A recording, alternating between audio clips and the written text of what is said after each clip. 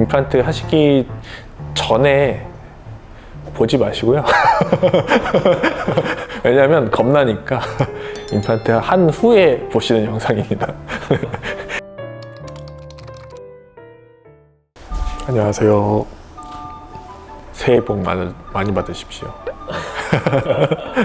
또 오랜만에 찍는 느낌이라.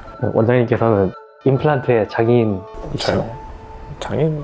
이렇게 장인이라고 표현하기는 싫고요. 치과 의사들이 다 자기 잘났다고 하기 때문에 제가 잘하는 측면이 있는 그런 요소가 좀 있습니다. 저 같은 경우는 이제 좀 어필을 해보자면 약간 내비게이션 같은, 인간 내비게이션 같은 느낌? 사실 이렇게 내비게이션 임플란트 하면은 그 보조 장치 같은 걸 끼우고 거기가 이제 설계된 대로 이렇게 하면은 임플란트 그대로 들어가거든요.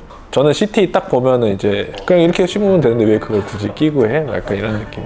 절개 안 해도 그냥 다 보여요, 거의 요즘에는. 주의는 우리가 무슨 주의사항이 있을까?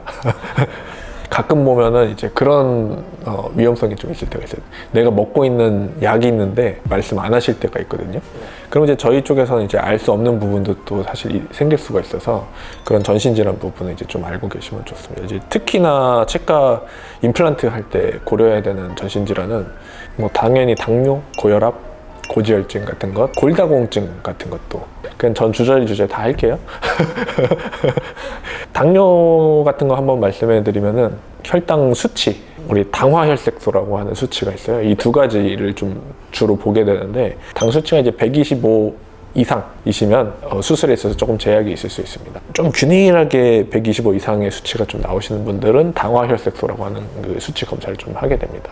고혈압 같은 경우는 아주 심한 고혈압만 아니시면 대부분 이제 약물 조절이 되는 부분이 좀 있는데 조절이 안 되는 분들은 주의해 주실 건 이제 지혈 문제가 좀 생깁니다. 네, 출혈이 좀 강하게 나오면서 지혈이 좀 힘든 경우가 또 생길 수 있겠고, 고지혈증 같은 경우도 이제 특히 아스피린 같은 거 이렇게 장기 복용하시는 분들 계시잖아요.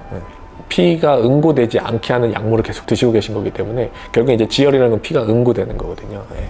이런 분들은 의과 주치 원장님께서 이제 소견을 주시면 수술이 가능한가를 또 판단을 하게 됩니다. 네. 그러면은 그 몸 관리 말고 또 주의해야 될 게 마음가짐.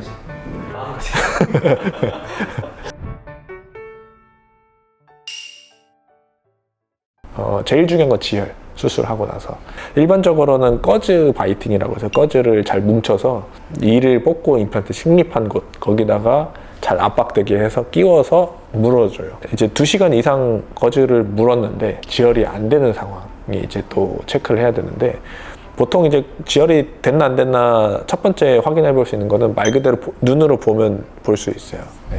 피가 스물스물 계속 올라온다 라고 하면 지혈이 안 됐다고 알 수 있는데, 애매한 경우도 당연히 있거든요. 하얀 거즈에 가운데만 빨갛다 라고 하면은 이렇게 가다 멈춘 거잖아요. 지혈이 됐구나. 근데 됐는지 안 됐는지 애매한데 뱉어보니까 전부 다 빨간색.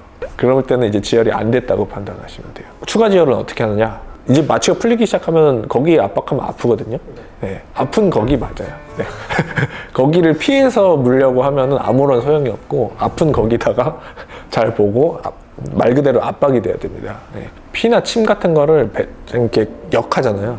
그걸 뱉어내려고 하시면 또 지혈이 좀 안 되려고 해요. 그래서 그냥 이제 자연스럽게 삼키거나 하면서 이제 압박 지혈을 또 해주시면 되겠고요. 계속 안 된다라고 하면은 반드시 응급실에 가야 돼요. 만약에 수술이 다 끝내고 나서 음식 같은 거는 그냥 자유롭게. 그렇죠. 음식도 중요한 부분인데 제일 중요한 거는 흡연과 음주. 네. 그것도 이제 음식일 수 있으니까. 네. 흡연하면서 생기는 빠는 행위라든가 막 볼이 잡아 당겨지잖아요. 네. 그럼 상처도 좀 벌어질 수 있겠고, 그러니까 이제 지혈이 안 돼서 또다시 났다가 또 덧나는 경우는 감염 위험성이 높다고 생각하셔야 돼요. 넘어졌는데 좀 딱지 진 것 같아서 내가 벗겼어. 그랬더니 막 여기 막 고름 막 나고 이런 경우 있으셨나요? 있죠. 네. 감염 위험성이 좀 있어요. 여기도 마찬가지인데 딱딱하지가 않기 때문에 되게 쉽게 벗겨질 수 있습니다. 그런 이제 혈병이라고 하죠. 혈병 자체가 보존되게끔 하는 거. 거기다가 대고 막 소독을 막 하고 막 가글을 하고 막 양치질을 해서 막 벗겨내고 막 딱지 계속 생기는 거 막 까맣다고 해서 걱정 이러실 필요가 없이 놔둬야 돼요. 그냥 여기 주변을. 여기를 임플란트 했다? 그러면 까맣게 혈병이 생겨 있으니까 거기 놔두고 벗겨지지 않게 주변만 잘 닦아주시면 되겠습니다. 가글도 이제 대부분 집에서 쓰시는 가글 제품을 쓰시면 휘발성이 너무 높아요. 알코올 성분이 굉장히 많기 때문에 입을 굉장히 건조하게 하기도 하고 어떤 상처 부분도 또 뭔가 건조하게 하면서 자극이 되거든요. 네. 그런 부분은 이제 사용 안 하시는 게 원칙이라고 보여집니다. 그리고 임플란트가 치료하는 방식이라 할까요? 좀 다양하지 않나요? 그렇죠. 뼈 이식 같은 거를 할 수도 있겠고 이를 뽑으면서 할 수도 있겠고 뭐 절개가 어떻게 되느냐도 좀 많이 다르게 되는데 기본적으로는 사각동 거상술 같은 거 할 때 이제 그런 게 이제 조금 특이한 요소인데 그 위쪽에 사각동이 이렇게 있거든요. 공기주머니 같은 게 있는데 임플란트가 뚫고 들어가니까 거기다 뼈를 만드는 거예요. 이게 코랑 연결돼 있어요. 사각동 거상술을 하고 코를 막 여기가 이게 점막이 막 다 울리게 되는 거죠. 입 막고 하시는 거. 하면은 코가 빡 압력이 확 오잖아요. 그럼 여기가 이제 뼈 이식제가 막 출렁 한번 한다고 보시면 돼요. 그러면 치아가 이렇게 나올 수도 있겠네요. 아니 그렇진 않고 상상력이 대단하시네.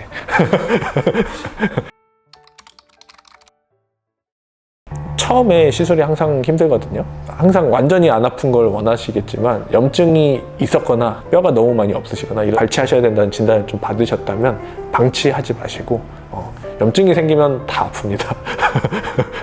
항상 이제 조기에 대처하시면은 주의사항 지키기에도 이제 굉장히 이제 후유증도 없이 좋은 상태를 좀 유지하실 수 있고요. 오늘 영상 보시고 어떤 문제가 좀 생긴 것 같다라고 하는 분들은 뭐 편하게 댓글로 남겨주셔도 저희가 이제 답변을 어느 정도 해드릴 거고요.